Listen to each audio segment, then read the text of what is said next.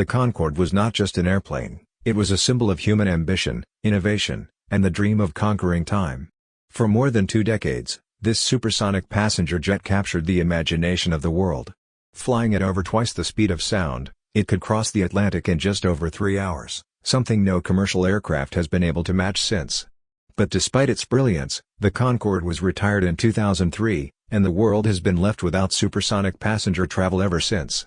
Today, we'll dive deep into the untold story of why the Concorde was retired, exploring the economic, technical, political, and emotional reasons behind its downfall.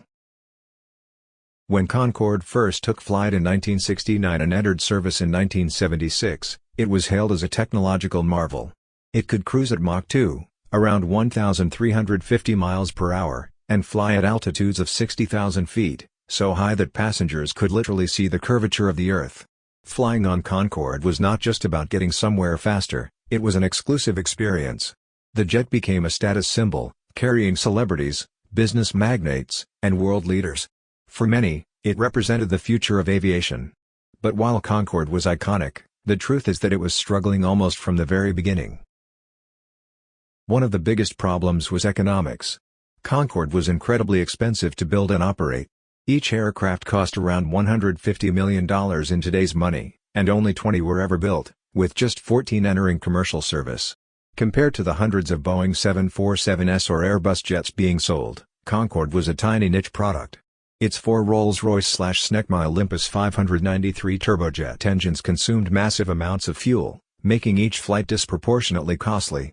Airlines couldn't justify operating the plane on many routes, which meant Concorde was mostly limited to high-demand transatlantic flights between London, Paris, New York, and Washington, D.C. Beyond economics, there were political hurdles. Initially, the vision for Concorde was global. Many airlines showed interest, from Pan Am to Qantas. But as the environmental impact of supersonic jets became a major concern, governments began restricting Concorde's operations. The sonic boom it created when breaking the sound barrier made overland supersonic flight virtually impossible. This limited Concorde to mostly ocean crossing routes, which significantly reduced its commercial potential. The U.S., in particular, imposed restrictions that prevented Concorde from flying supersonic over its landmass, further shrinking its market. Another major factor was fuel.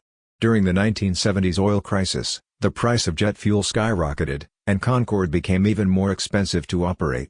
While a Boeing 747 could carry hundreds of passengers across the Atlantic at a much lower ticket price, Concorde could only carry about 100 passengers, all at premium fares. This made Concorde a luxury experience rather than a practical option for the masses. Although its seats were almost always filled, the plane was never a major profit generator for airlines. The Concorde also faced growing pressure from environmental groups.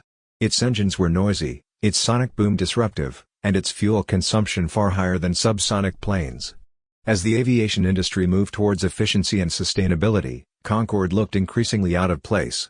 Governments were reluctant to support an aircraft that symbolized extravagance while the rest of the world focused on affordable air travel for everyone. Still, Concorde survived these challenges for decades because it offered something unique: speed. Business executives could fly from London to New York in the morning, attend meetings, and return home by night. Celebrities like Elton John, Phil Collins, and even royalty were regulars on the plane. The prestige of flying Concorde was unmatched, and airlines like British Airways and Air France used that prestige as a marketing tool. But even this wasn't enough to save it from what would eventually be its end. The tragic turning point came on July 25, 2000. Air France Flight 4590, departing from Paris-Charles de Gaulle Airport, struck debris on the runway, causing the fuel tank to rupture. The plane caught fire and crashed shortly after takeoff, killing all 109 people on board and 4 people on the ground. It was Concorde's first and only fatal accident, but it shook public confidence in the aircraft. Although the official cause was traced to debris dropped by another aircraft, the disaster exposed Concorde's vulnerabilities. Its fuel tanks and design made it more susceptible to catastrophic damage compared to modern aircraft. After the crash, the entire Concorde fleet was grounded for modifications. Reinforced fuel tanks and new safety measures were introduced, and the plane returned to service in 2001. But by then, the world had changed. The September 11 attacks in 2001 devastated the aviation industry, leading to massive losses, stricter security, and a decline in demand for luxury air travel. Business executives, once the core market for Concorde, were cutting costs and avoiding unnecessary expenses. Passenger numbers began to drop, and the already narrow market for Concorde shrank even further. By 2003, the writing was on the wall. Rising maintenance costs, reduced passenger numbers, and the sheer difficulty of operating such a specialized aircraft made it unsustainable. Both British Airways and Air France announced the retirement of their Concorde fleets. On October 24, 2003, Concorde made its final commercial flight, marking the end of supersonic passenger travel. Crowds gathered at airports to watch the iconic aircraft take off one last time, with many shedding tears as they witnessed the closing of an era. The retirement of Concorde wasn't just about economics or safety, it was also about shifting priorities. The aviation industry had moved on from speed to focus on efficiency, affordability, and environmental responsibility. Airlines wanted planes like the Boeing 777 and Airbus A330, jets that could carry more people, fly longer distances, and do so at a lower cost. In this new world, Concorde had no place. It became a relic of the past, admired for its beauty and engineering brilliance but no longer practical in a changing industry. Yet, even in retirement, Concorde's legacy lives on. Aviation enthusiasts still speak of it with awe, and many believe that the dream of supersonic passenger travel will return. Companies like Boom Supersonic and NASA are working on next-generation supersonic and hypersonic aircraft that promise to be quieter, more efficient, and more environmentally friendly than Concorde. If these projects succeed, they will owe much of their inspiration to the trailblazing path Concorde created. In the end, Concorde's story is bittersweet. It was a triumph of engineering and human ambition, but it was also a reminder that technology must balance with practicality.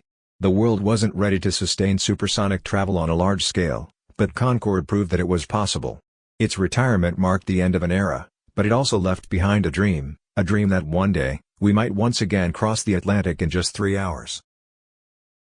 And if you've enjoyed this deep dive into the untold story of Concorde's retirement, don't forget to like this video, subscribe to Airborne Atlas, and hit the bell icon so you never miss our aviation stories. Share this video with fellow aviation lovers, and let us know in the comments, would you have loved to fly on Concorde, and do you think supersonic passenger travel will return in our lifetime?